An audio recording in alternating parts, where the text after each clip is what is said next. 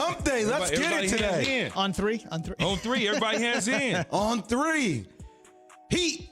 No. Man, stop. I'm Joey White. I'm just kicking off the morning. You want to start trending at 6 a.m. East Coast time. Go right ahead. It's 3 a.m. y'all time, man. Y'all ain't awake yet. Keyshawn, J. Will Zubin, presented by Progressive Insurance. We're going to have so much NBA Finals chatter. We're going to talk about it here in just 1 second. Kendrick Perkins, Big Perk, will join us at 7:15. He'll take us inside his Finals experience a little more than a decade ago.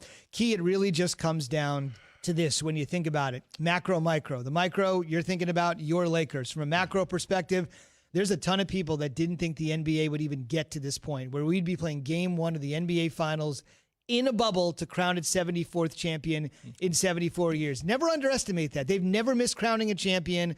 Old dudes that run leagues love history, and the Lakers and Heat are going to make sure we have an NBA champion. Remember when Barkley said when we're getting ready to go into the bubble, 0% chance this thing's going to go off. 0% chance. Well, that's really because no one understood what the bubble was, right? What it would present. It was just kind of like, okay, they're going to lock them down. They're going to be in hotel rooms, and that's it. But if you really look at it from the beginning to the end, or we're not at the end yet, but we're pretty much there. Right. That the way they constructed it, the way that they went about doing everything, except for one or two people, it never really got to the point of escalating where they was in trouble. You had a couple guys had to leave to go home for whatever reasons, whether it was chicken wings or funerals or whatever the case may be. Crispy. Extra crispy. And once they came back in, they got tested again, then had to quarantine to kind of just make sure everything was okay. Then they went back to playing, but it wasn't like every day there was two people leaving the bubble. So once that happened, it was nothing to talk about. You knew because there wasn't people coming and going. You had a handful of people over this last several months leave the bubble and come back in, but at the same time they quarantine. Then the families have come in over the last couple of weeks. They quarantined before they could actually communicate with anybody, and they haven't left other than like the Clippers families and stuff like that. They had to leave because in Denver's and, you know. Only two groups of families left. Only two groups of families. Exactly. And so when you look at that, at that point, you knew they were going to get through it. Great accomplishment, Jay, to get here, though. You can call me Joe. Joe's fine, too. Joe Jay. I just want to give a round of applause. Sometimes you need to stop climbing in order to see how far you've climbed. Let's give some context really quickly because we're going to talk a lot about LeBron James over the next week and a half, but I want to talk about Anthony Davis. Think about how the narrative has changed within the span of a year, Keyshawn. So do you remember the time like AD really not getting that far in the playoffs, not being that successful with the New Orleans Pelicans, right? Some of the issues he had getting out of New Orleans, signing with Clutch Sports, signing with Rich Paul, all right, wearing the shirt to the stadium. That's all, folks, right? Finding a way to get out of that situation. The Looney Tunes. And this is where players find control, right? How narratives can change. Forcing his way out of that situation, which I applaud him for. He didn't want to be there anymore. He wanted to win a championship, finding a way to get to L.A. And now having a chance to win a world championship. Think about how that narrative has changed so quickly from AD. He can't take a team, and now he's about to become, if he gets past the Miami Heat, a world champion and playing for the Los Angeles Lakers. And it's all set up for once LeBron, if he rides away on the white horse into the sunset after a couple of years, that could be AD's team, a team filled with legendary history. How quickly that has changed for players that want to take control of their own destiny, getting themselves to a situation that they feel is best for them to win a world championship. It's Joe brought it up. Yeah, indeed. Yes.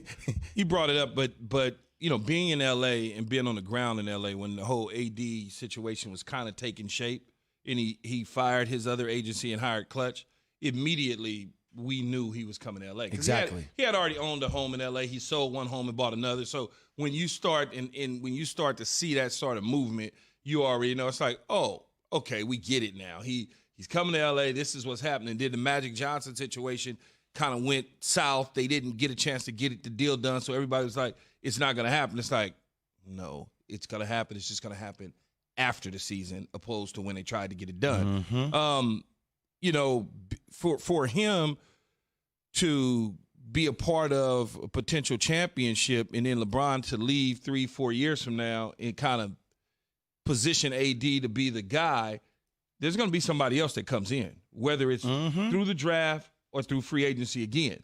The Lakers have always had two or more individual stars to help win championships. And so have other teams around the league. But there's always been an A1 and an A2 and then a B1 but key to lead to championships. You can't do it by yourself.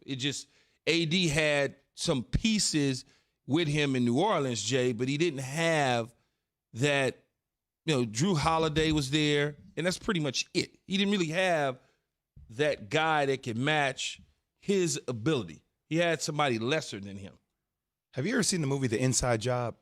Yeah. Have you seen it? It's like about mastermind, right? So one of the things that the peep game on it, LeBron James straight up, you can say whatever you want about him, genius moves all the way around, setting up the blueprint. Let's think about it. Spring Hill production. Okay, we're going to do, Michael Jordan movies, right, that they have coming out. I'm going to bring other people. I'm going to put other people on Space Jam. It's 2. I'm going to put other people on Space Jam. What does that do, Zubin? I'm going to rub elbows with other people. I'm putting other people on, building relationships. Okay, uninterrupted. I'm going to work with other athletes, help them build out content. Okay, I'm going to put other people on the platform. Doesn't matter. Help raise other people, making my connections bigger and better. Clutch Sports, even though he doesn't own it, Rich Paul. We're gonna represent other agents. We're gonna represent other players, putting other people on, getting them contracts, football, basketball. Bring you on to Uninterrupted. Bring you on to Spring Hill. Do different projects with you. All these different things that he's doing. This is the inside job. This is a mastermind. You're watching it happen, right? Building relationships, also setting things up for the next move. Being in LA, documenting all this. Who else is going to come to LA? Who knows? Some notable free agents, guys coming up in the next couple of years. It's all positioning. And it's really smart when you start thinking about how to build out your empire. Right, you see Kevin Durant doing that with Rich Climbing. You see other athletes, Stephen Curry, thinking about doing that too with his production company. A lot of these athletes now are saying, how do I scale my business, not vertically by just bringing on other people, but horizontally, building out my other businesses to add to what I'm trying to do in my own respective town. And that's what you're seeing LeBron James doing right there in L.A. Well, it's incredible. He had already, as you know, started the process when he was in Cleveland and Miami, but it's different. Yeah. It's different when you in Los Angeles or New York City for that matter. When you do it from afar, it's not the same as when we right here talking to each other. We certainly could do our show from home and still get the buzz and still have fun with it. But when we're looking at each other, it's a totally different situation. So when he comes to L.A., things start to take off. Being able to say, hey, I'll be there in 15 minutes. Let me just put on my clothes is a lot easier, and things go smoother when I'm looking at you face to face. So that was another reason that LeBron decided to come to L.A., along with other athletes that have moved to Los Angeles in the off seasons, and they're eyeing whether or not they want to play for the Lakers or the Clippers in basketball. There's guys in football, whether or not they want to play for the Rams or the Chargers. That's where we're at. And LeBron James started all of this with the move from Cleveland to Miami by empowering himself. And a lot of people, you were not here at the time, Jay. You were trying to get to work. We were in our pre-meeting.